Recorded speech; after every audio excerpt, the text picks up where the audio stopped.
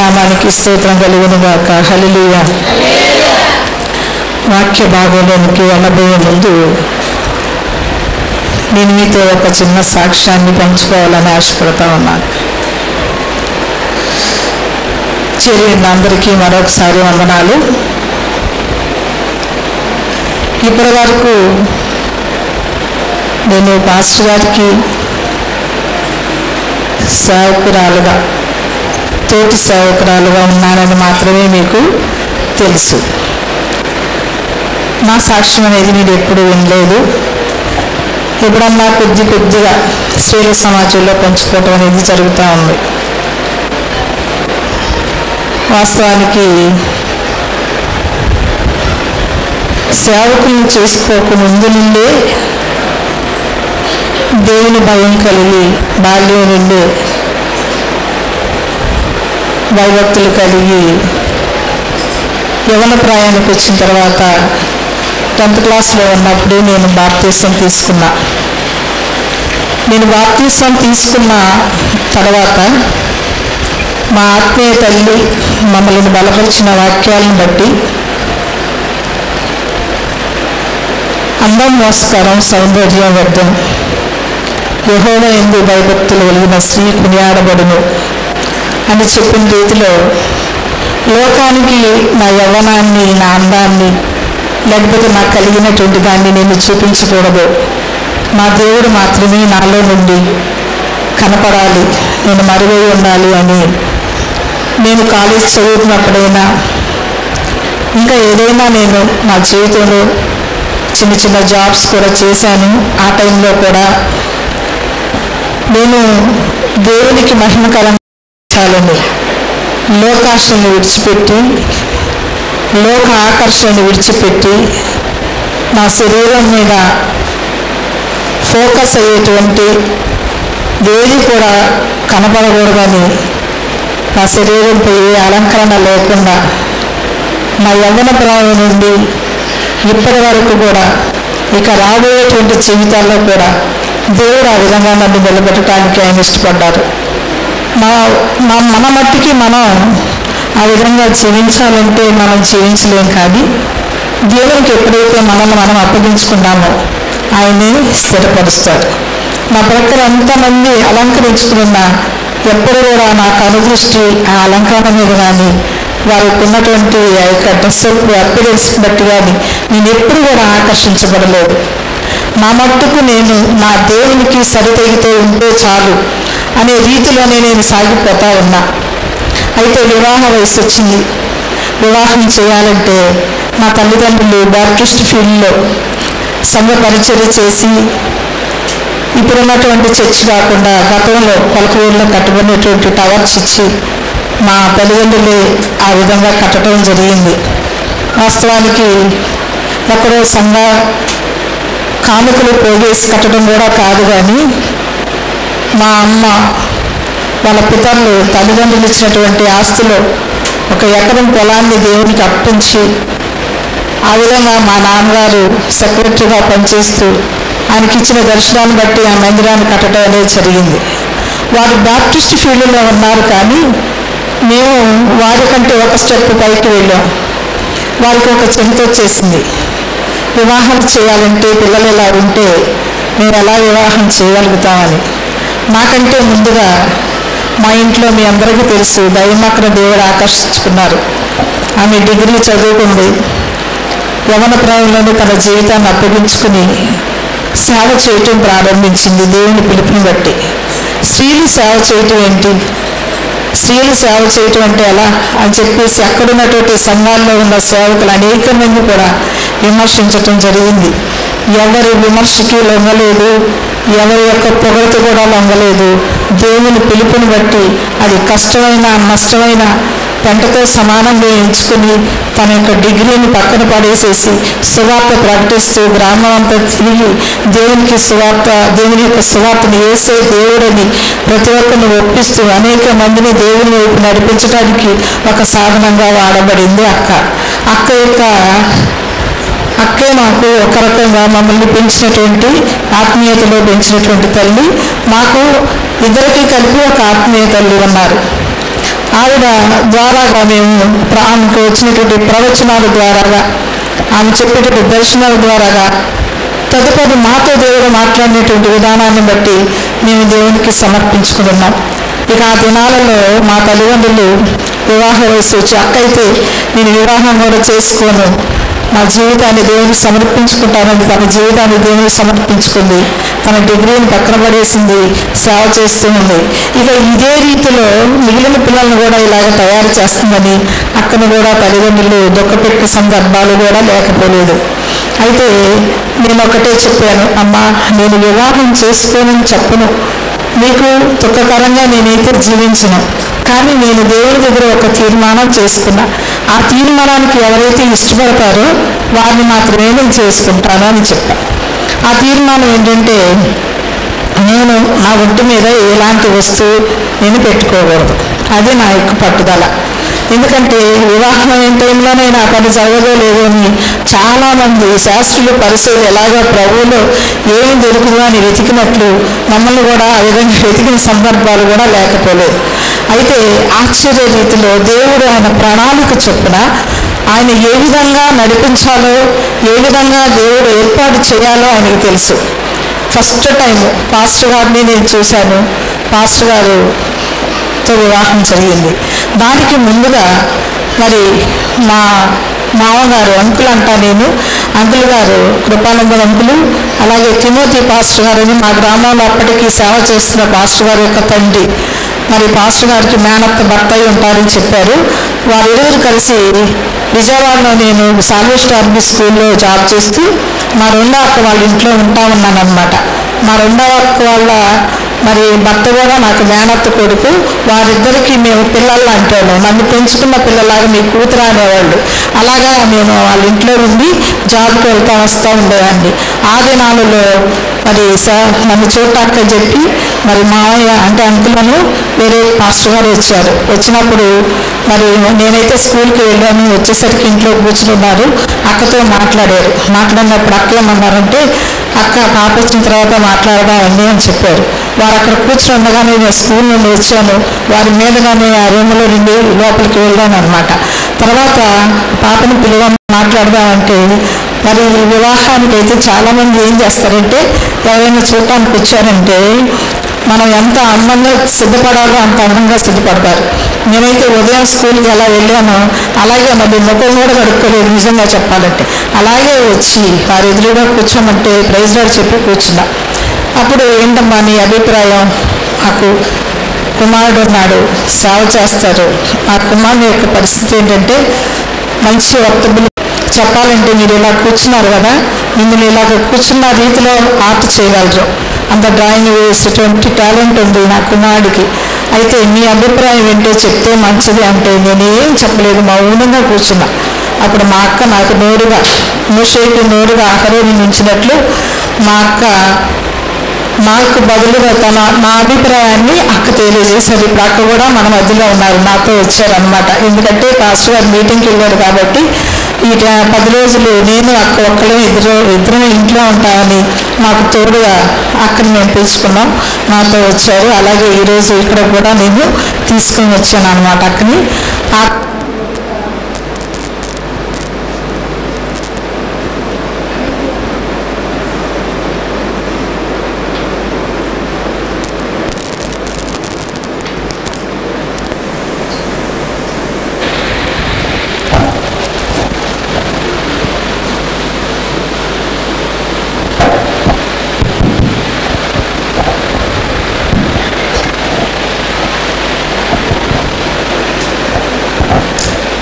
దేవునికి స్తోత్రం. హల్లెలూయా.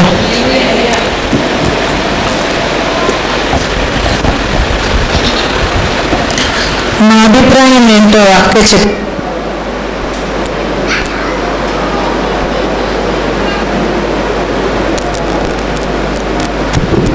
దేవునికి స్తోత్రం. హల్లెలూయా హల్లెలూయా చెప్పిన తర్వాత వారు పాప ఏం మాట్లాడలేదమ్మా అంటే నేను కూడా అక్క చెప్పినదే అన్నట్లుగా చూశానన్నమాట. ఇంకా అంకుల్కి అయితే చాలా సంతోషం వేసింది. వాస్తవానికి సేవ అంటే కోరికలు లేనటువంటి వారే కావాలి. ఒకరు సేవ చేస్తుంటే ఒకరు లోకాన్ని వెంబడిస్తే అది సేవ కరెక్ట్ అవ్వదు. కానీ మా కుమారుడికి సరిదగినటువంటి లక్షణాలు అమ్మాయిలో ఉన్నాయని నాకు చాలా సంతోషం అమ్మా. మళ్ళా మేము వస్తామని కొలకలూరు వచ్చారు, పాస్టర్ గారిని కూడా తీసుకొచ్చారు. ఫస్ట్ టైం నేను పాస్టర్ గారిని చూడటం, గతంలో ఎవరిని నేను చూడలేదు. అయితే పాస్టర్ గారితో దేవుడు నాకు వివాహాన్ని ఏర్పాటు చేశారు. వివాహం మొదలుకొని ఇప్పటి వరకు ఏ దినము కూడా మేము ఒక ఆదివారం కానీ లేకపోతే ప్రత్యేకమైన దినాలు కానీ ఎప్పుడు కూడా మేము ఆబ్సెంట్ అయింది లేదు. సేవకులు ఏ స్థలానికి వెళ్తే ఆ స్థలానికి తీసుకువెళ్తూ ఉన్నారు. అయితే కొద్ది దినాలు ఒక ప్రాంతంలోనే ఉంచి నన్ను తను వస్తా ఉండేవాళ్ళు. కానీ నేను చాలా మరుగై ఉన్నా ఇప్పటి వరకు. కానీ దాని సమయం వచ్చింది, కాలాలు సమయాలు తండ్రి స్వాధీనంలో ఉంచుతారు కనుక ఈరోజు సమయం వచ్చింది. సేవకులు ఈ రోజున మనం ఈ మధ్యలో నిలబడవలసింది. కానీ ఆదిమ అపోస్తుల పరిచర్యను దేవుడు మనకిచ్చారు.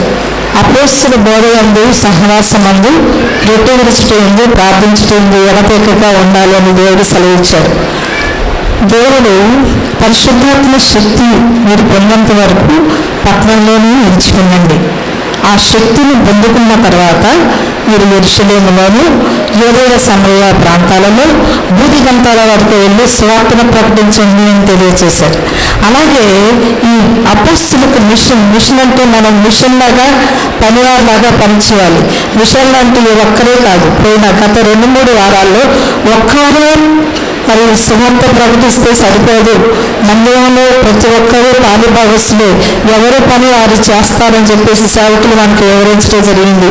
అలాగే దేవుడు మరి అపోస్తుల పరిచర్యలాగా ఇప్పటి వరకు యెరూషలేము అంటే మనం ఉన్నటువంటి ఈ స్థలము దేవుని సన్నిధి, ఇక్కడే సేవకులను ఇంతకాలం వాడుకున్నారు. తర్వాత యూదయ సమరయ అంటే మన రాష్ట్రంలో అన్ని ప్రాంతాల్లోకి, అనేక ప్రాంతాలకి, అలాగే పక్క ప్రాంతంలో బెంగళూరుకి, చెన్నైకి, అలాగే మన యొక్క మరి రాష్ట్రంలో ఉన్నటువంటి పొరుగు జిల్లాలకు కూడా ఈ విధంగా తీసుకువెళ్ళారు. పొరుగు జిల్లాలకు వెళ్ళి సువార్త ప్రకటించారు, పొరుగు రాష్ట్రాలకు వెళ్ళి సువార్త ప్రకటించారు. ఇప్పుడు పొరుగు దేశానికి వెళ్ళి సువార్త ప్రకటించడానికి దేవుడు తీసుకుని వెళ్ళారు. దేవుని స్తోత్రం చెల్లిద్దామా. అంటే యెరూషలేములో, యూదయ సమరయ ప్రాంతాల్లో బూది గంతాల వరకు మీరు నాకు సాక్షులుగా ఉండండి అపోస్తులకి చెప్పిన రీతిలో, అపోస్తులలో అంటే అర్థం ఏంటి? పంపబడిన వారు. ఆ విధంగా సేవకులు పంపించడం అనేది జరిగింది. సేవకులను పంపించిన తదుపరి సంపూర్ణ సేవా పరిచర్యలో సమర్పణతో కూడి ఉన్నాను కనుక దేవుడు ఈ రోజున నన్ను నిలబెట్టుకున్నారు. స్త్రీ నిలబడటం అంటే సంఘము అంటే ఏంటంటే, సంఘము అంటే క్రీస్తే. క్రీస్తు శరీరం మనం, ఆయన మనకు శిరస్సు. శిరస్సులైనటువంటి క్రీస్తు, శరీరం ఏంటంటే మనం ఒక్కొక్కరు ఒక్కొక్క అవయవమై ఉన్నాం.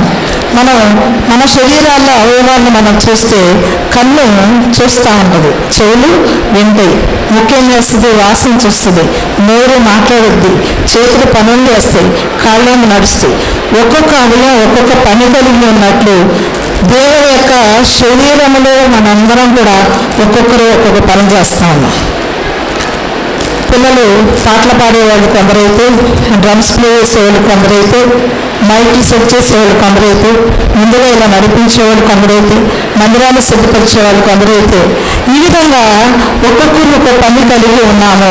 మన శరీరం దేవుడు క్రీస్తు యొక్క శరీరంలో పాలు భాగస్తున్నాం. కాబట్టి దేవుడు ఆ విధంగా సేవకులను తీసుకుని వెళ్ళటం అనేది జరిగింది. అయితే నేను ఒక ఆలోచన చేశాను. కారణం ఏంటంటే, సేవకులు ఇక్కడ మనకి విశ్రాంతి లేకుండా, విరామం లేకుండా పగలు రాత్రి పరిచర్యలో తిరుగుతూ ఉంటే అనేక సార్లు ఈ శరీరం బలహీనమైంది కనుక మరి కొంచెం కోల్డ్ అవుతా, కాఫ్తో ఉంటారు, కొన్నిసార్లు ఫీవర్ వస్తూ ఉంటుంది, జలుబు దగ్గు జ్వరాలతో కొన్నిసార్లు బలహీనం అయిపోతూ ఉంటారు. అయినప్పటికీ నాకు జలుబు చేసింది, నాకు రొంప వస్తుంది, లేకపోతే నాకు జ్వరం వచ్చిందని ఏ రోజు కూడా పండుకున్న పాపం లేదు. ఎప్పుడు ఇలాగే సువార్త ప్రకటించడానికి ధైర్యం చేసుకుని తన శరీరాన్ని అంతా పిండి మరి ఆ విధంగా సువార్త ప్రకటిస్తూ ముందుకు వెళుతున్నటువంటి సేవకులు మరి ప్రాంతం విడిచి ప్రాంతానికి వెళ్ళినప్పుడు తన యొక్క శరీర పరిస్థితులు ఎలా ఉంటాయో, అక్కడ ఉన్నటువంటి పరిస్థితులు ఎలా ఉంటాయో అని నేను ఆలోచించగలిగి ఉన్నా. ఊహించని రీతిలో ఒక అద్భుతం జరిగింది. వాస్తవానికి నేను ఇక్కడ ఎంత బాధ్యత వహించి నేను సేవకులకి తనకు కలిగినంత సిద్ధపరుస్తూ ఉంటానో, అలాగే సింగపూర్లో మా కుమారుడు ఒక బిడ్డను దేవుడు అక్కడ ఏర్పాటు చేశాడు. ఇది ఊహించినటువంటి విషయం. ఇంకా చెప్పాలంటే చాలా ఉంది, అవన్నీ చెప్పకూడదు. అయితే అక్క కుమారుడు అన్నమాట. అంటే మాకు 5 నాయనమ్మలు ఉంటే నేను ఒక నాయనమ్మ మనవరాలను, అయితే ఆ బాబు కూడా ఒక నాయనమ్మ మనవరాలు కొడుకు. అలాగా అయితే మాకు రిలేషన్షిప్ ఉన్నప్పటికీ వాస్తవానికి మా అక్క వాళ్ళందరూ అన్ని కార్యక్రమాల్లో పాల్గొంటారు. నేను పాస్టర్ గారు అసలు ఏ కార్యక్రమంలో పాల్గొనం. కారణం ఏంటంటే విరహణం లేకుండా అదే రోజు ఎక్కడో చోట మీటింగ్ ఉంటుంది కాబట్టి మీటింగ్ పాస్టర్ గారిని పంపిస్తే నేను ఇంటికాడే ఉండిపోతా, లేక నేను కూడా కలిసి ఇద్దరం కలిసి సేవకు వెళ్తూ ఉంటాం. కాబట్టి నేను అసలు ఎవరితో కూడా కనెక్షన్ లేదు మాకు. లేకపోయినప్పటికీ కూడా మా పెద్ద దయ్యమ్మకు తెలుసు కదా, తన దగ్గర ఒక 15 సంవత్సరాల క్రితం ఒక నెంబర్ ఉందంట తండ్రి, మా బాబు అనమాట. అక్కడ సాఫ్ట్వేర్ ఇంజనీర్గా పనిచేస్తున్నాడు సింగపూర్లో. ఆ బాబు నెంబర్ ఉంటే ఒక్కసారి ట్రై చేద్దాం రోజు అడుగుతూ ఉంది. ఒక నెల పాటు అలాగే నన్ను విసిగిస్తానే వచ్చింది. ఉండొచ్చక్కాయి కానీ కలవటం కష్టం కదా. సింగపూర్ అంటే మామూలుగా ఒక దేశం. ఆ దేశం ఎన్ని రాష్ట్రాలు ఉంటాయో, ఆ రాష్ట్రాల్లో ఎన్ని జిల్లాలు ఉంటాయో, ఆ జిల్లాలు ఏ ప్రాంతంలో ఉంటారో, ఇవన్నీ చాలా కష్టకరమైన విషయం. కాబట్టి ఈ ప్లాన్ అవసరం లేదేమో అంతా ఉండేదాన్ని. కానీ ఒక్కసారి ట్రై చేద్దాం, ఒకవేళ కలిస్తే సరి, కలవకపోతే మనం ఏం చేయలేం. కలిస్తే నాకు ఒకే ఒక కోరిక, మనస్సు వార్త అక్కడికి వెళ్తుంది కాబట్టి కుమారుడు కూడా అలా బాబాయ్ యొక్క వర్తమానం వినాలి, బలపరచబడాలి, ఇదొక్కటే నా కోరిక.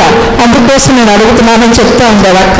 అనుకోకుండా గత ఆదివారం, ఖచ్చితంగా ఆదివారం వస్తే ఆదివారం కరెక్ట్గా ఇలాగే ఇంటికి వెళ్ళిన తర్వాత వర్షం పడుతూ ఉంది. బయట కూర్చుని ఉన్నప్పుడు అక్క నెంబర్ తీసుకొచ్చి అయ్యా ఒక్కసారి కాల్ చేయండి అయ్యా అని అడిగింది. సరే పాస్టర్ గారు అన్నారమ్మా, నాకు అంత పరిచయం కాదు కాబట్టి మీకు కుమారుడు అయ్యి ఉంటాడు కనుక ఎస్టేల్ ఫోన్ నుండి చేద్దాం అన్నారు. నేను నా ఫోన్ నుండి చేశాను. నేను ఎప్పుడైతే హలో అన్నానో లిఫ్ట్ చేశాడు. హలో నన్ను పెద్దమ్మ ప్రైజ్గా అన్నాడు. వాస్తవానికి నేను పెద్దమ్మని కాదు, ఒక 15 సంవత్సరాల క్రితం భయమ్మక్క నాలాగున్నారు. అందువల్ల నా ప్రొఫైల్ ఫోటో చూసి నేనే పెద్దమ్మని అనుకుని పెద్దమ్మ ప్రైజ్ రాదన్నాడు. నాకైతే ఫస్ట్ దుఃఖం వచ్చింది. అసలు ఏంటి, ఎలాగా ఇది అసంభవమైన విషయం కదా అది. సరే నేను వెంటనే మంచి చెడుగా మాట్లాడుకున్న తర్వాత మీ బాబాయ్కి ఇస్తాను నాన్న సింగపూర్ వస్తున్నారు, ఎందుకు ఫోన్ చేశానంటే సరే నేను చెప్పి పాస్టర్ గారికి ఆ ఫోన్ ఇవ్వగానే పాస్టర్ గారు మాట్లాడినప్పుడు పాస్టర్ గారు ఆ బాబాయ్ అన్నారంటే, బాబాయ్ మీరు వచ్చేటువంటి ప్రాంతం నాకు తెలుసు, నేను కూడా ఎయిర్పోర్ట్కి 2 కిలోమీటర్ల దూరంలోనే ఉన్నా. నేనే క్యాబ్ తీసుకుని మీ దగ్గరకు వచ్చి మిమ్మల్ని రిసీవ్ చేసుకుని మన ఇంటికి తీసుకెళ్తా. మీరు 3 రోజులు మన ఇంట్లోనే ఉంటారు, ఓకేనా అన్నారు. దేవునికి స్తోత్రం, హల్లెలూయా. నాకైతే నాకున్న చింత తీరిపోయింది ఫస్ట్. ఎందుకంటే బాబు అక్కడ ఉన్నాడు, ఇంకా ఏదైనా చెప్పాలంటే ఆ బాబు తీసుకుంటాడు కదా, నాకున్నటువంటి ఆ బాధ్యత అన్న ఆ ఆలోచనలోకి నేను వెళ్ళిపోయాను అనమాట. పాస్టర్ గారు మాట్లాడుతుంటే నేను వెయిట్ చేస్తున్నా, తండ్రి ఎంత గొప్ప దేవుడు, నువ్వు ఆశ్చర్యకరుడు, నువ్వు ఎక్కడ కూడా నీ బిడ్డలకి ఎలాంటి పరిస్థితులు లేకుండా జాగ్రత్తగా నడిపించేటువంటి దేవుడు అని నీ వాక్యాలు వింటున్నావు, చెప్తున్నావు. కానీ మా జీవితాలు అనుభవిస్తున్నాం. కానీ ఏదో సదూర ప్రాంతంలో కూడా ఒక బిడ్డని మా కోసం అక్కడ నువ్వు ఏర్పాటు చేసావంటే ఇది ఎంత గొప్ప కార్యాలైనా ఈ బిడ్డలు నేను చేసేటువంటి కార్యాలు అద్భుతం కదా అని నేను తలుచుకుంటూ ఏం చేస్తా ఉన్నా. చక్కగా బాబు నిజంగానే నిన్న పాస్టర్ గారు ఎప్పుడైతే ఎయిర్పోర్ట్లో దిగారో క్యాబ్ తీసుకుని వచ్చి తన పాస్టర్ గారిని సింగరాజు గారిని రిసీవ్ చేసుకుని ఇంటికి తీసుకెళ్ళి పరిచర్య చేసి మళ్ళీ వారితో కలిసి మళ్ళీ కారు తీసుకుని మీటింగ్కి స్థానానికి తీసుకుని వెళ్ళారు. ఇంతవరకు నిన్న జరిగింది. అయితే నిన్న మీటింగ్లో చక్కగా సేవకులు వాడుకున్నారు. ఇది అపోస్తలుల పరిచర్య. అపోస్తలుల బోధలో దేవుడు నిలబెట్టినందుకు ఈ విధంగా ప్రారంభంలో ఇప్పుడే దేశాన్ని విడిచి వేరొక దేశంలోకి సేవకు నడిపించబడటం నేనైతే ప్రతిరోజు ఆలోచించి అసలు ధైర్యం ఉన్న సింగరాజు గారు ఒకరోజు నాతో మాట్లాడారు. అమ్మగారితో నేను ఒక మాట మాట్లాడుతున్నానయ్యా అని మరి ఫోన్లో మాట్లాడారు అన్నమాట. పోయిన ఆదివారం కరెక్ట్గా అమ్మ పాస్టర్ గారు ఈ విధంగా మరి మిషనరీ ప్రయాణం చేస్తున్నారంటే మీకు ఇష్టమైన ఎట్లాగంటే బాప్తీసం ఇచ్చేటప్పుడు అడుగుతారు చూసినారా, అలా అడుగుతున్నారు. అడుగుతుంటే ఇష్టమే పాస్టర్ గారు ఇష్టమేనయ్యా అంటే అలా కాదమ్మా, ఏ పరిస్థితులైనా ఉంటాయి, మంచి ఏదైనా సంభవించిన పరిస్థితులు కూడా ఉండొచ్చు లేకపోవచ్చు, కానీ దేవుని మీద మేము ఆధారపడి వెళ్తున్నాం, ప్రతిదీ కూడా ఆయనే చేసుకుంటారు.